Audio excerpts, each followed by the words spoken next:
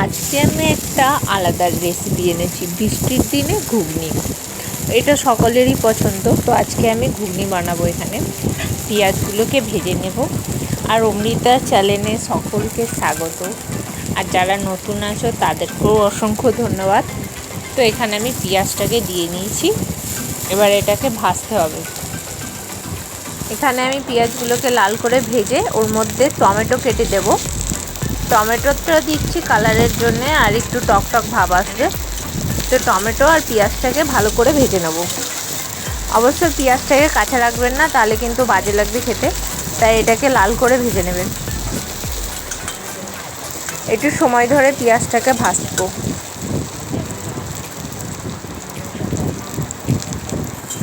দেখতে পাচ্ছেন আমার পেঁয়াজটা অনেকটাই লাল হয়ে এসেছে, পুরো ব্রাউন কালার। এরকম পেঁয়াজটা ভাজলে কিন্তু খেতে তরকারিটাতে আলাদাই টেস্ট আছে। আর একটু পেঁয়াজটাকে ভেজে নেব। ভেজে নিয়ে আমি এখানে একটা মশলার পেস্ট তৈরি করেছি। এর মধ্যে সামান্যই মশলা দিয়েছি, আদা রসুন বাটা। এইটাকে মশলাটার সাথে ভেজে নেব।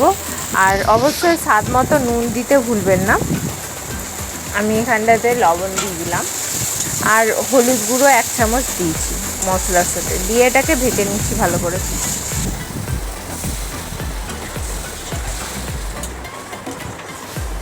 সামান্য একটু জল দিয়ে মশলাটাকে একটু কষিয়ে নেব, যাতে নিচে বসে না যায়।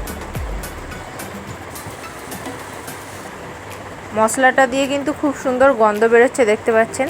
আর তেলও ছেড়ে দিয়েছি আমার। এই মশলাটাকে আরেকটু ভেজে নেব আমি, যাতে মশলার মধ্যে কাঁচা কাঁচা ভাবটা চলে যায়। মটরটাকে সেদ্ধ করে রেখেছিলাম, সেদ্ধ করা মটরটা ভাজা মশলাটার মধ্যে দিয়ে দেবো। দিয়ে ভালো করে মিক্সড করে নিতে হবে, যাতে মশলাটা ঢুকতে পারে। সামান্য একটু গরম মশলা উপর দিয়ে অ্যাড করে দিচ্ছি গন্ধর জন্য। এগুলোকে এবার ভালো করে মিশিয়ে নেব। তো ভিডিওটি ভালো লাগলে চ্যানেলটিকে লাইক এবং সাবস্ক্রাইব